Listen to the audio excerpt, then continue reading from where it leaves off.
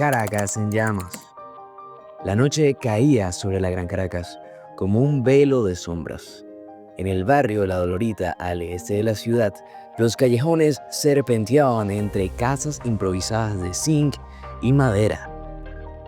La pobreza era el pan de cada día y la violencia el lenguaje común.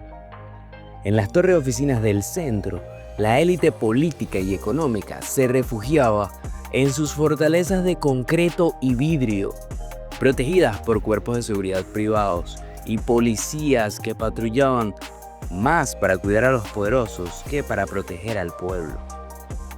Miguel, un joven de 19 años, había nacido en esta desigualdad. Su madre Carmen vendía café en la autopista y su padre había desaparecido hace años, víctima de una redada policial en uno de los muchos operativos que el gobierno anunciaba con orgullo en televisión como parte de su lucha contra la delincuencia. Pero Miguel sabía la verdad. El Estado no combatía el crimen, sino que lo administraba. El gobierno, un régimen autoritario que se sostenía sobre la represión y el discurso antiimperialista, proclamaba su lucha contra el enemigo interno. Sin embargo, la realidad en las calles era otra. Las bandas criminales se habían convertido en microgobiernos, imponiendo su propia ley en los barrios donde la policía solo entraba a sangre y fuego. Pero estas bandas no eran autónomas.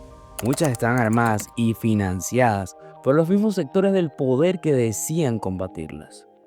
Una noche, Miguel fue testigo de un ajuste de cuentas. Un hombre cayó al suelo con un disparo en la cabeza frente a la bodega donde él compraba el pan. No era un hecho aislado, era un mensaje. En su barrio, la vida y la muerte se decidían por el control de las rutas de contrabando, el tráfico de drogas y el mercado negro de alimentos. La seguridad era solo un privilegio para quienes podían pagarla. La política de seguridad del gobierno se basaba en la fuerza bruta. Había zonas de paz, barrios donde las autoridades pactaban con las bandas para que mantuvieran el control a cambio de evitar enfrentamientos abiertos con la policía. Pero cuando el equilibrio se rompía, la respuesta era la violencia desmedida. Miguel, cansado de vivir con miedo, decidió escapar de esta realidad. Intentó unirse a un grupo de jóvenes activistas que promovía la no violencia y denunciaban la represión estatal. Su líder, Valeria, era una estudiante de sociología que creía en la organización comunitaria como una alternativa al crimen y la militarización de la seguridad. Un día, mientras organizaba una protesta pacífica en Plaza Venezuela contra la brutalidad policial, las fuerzas de seguridad arremetieron sin piedad. Balas de goma, gases lacrimógenos y golpes. Miguel corrió por las calles, con la visión nublada y los pulmones ardiendo. En un callejón, la policía lo alcanzó. Hubo un disparo.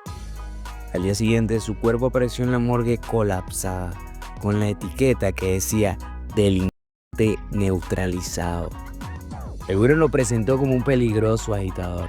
En su barrio, su madre lloraba en silencio, mientras en el centro de la ciudad los ministros discutían en una mesa de caoba sobre la necesidad de mano dura para garantizar la estabilidad del país. Caracas siguió su curso, la desigualdad persistió y la violencia como un cáncer siguió devorando la ciudad. La Caracas silenciada.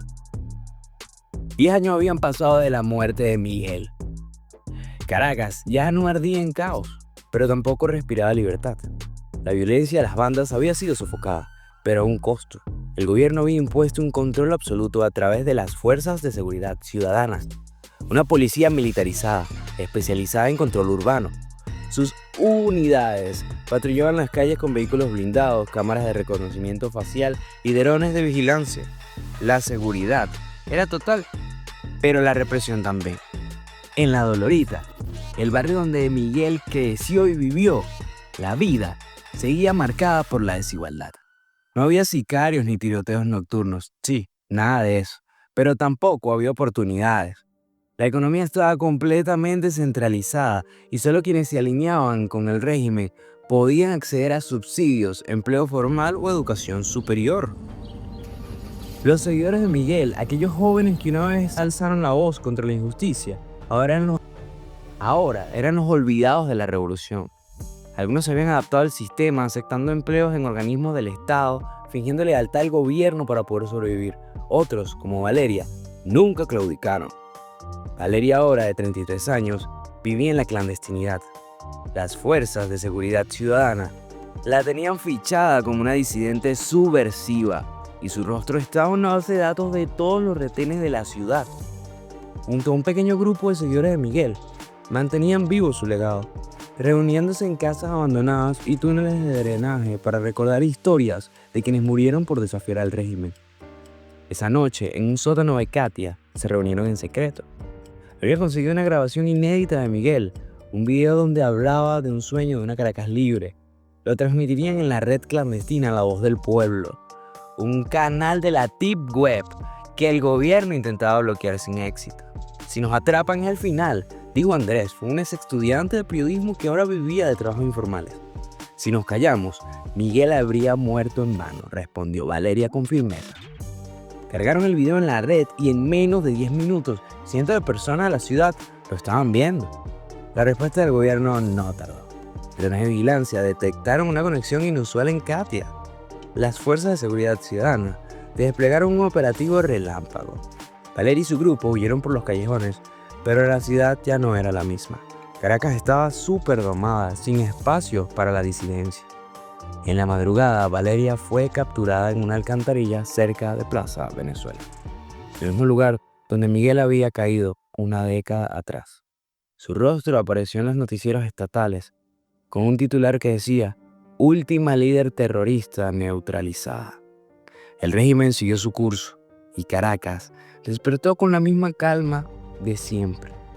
El miedo había reemplazado el ruido de los disparos.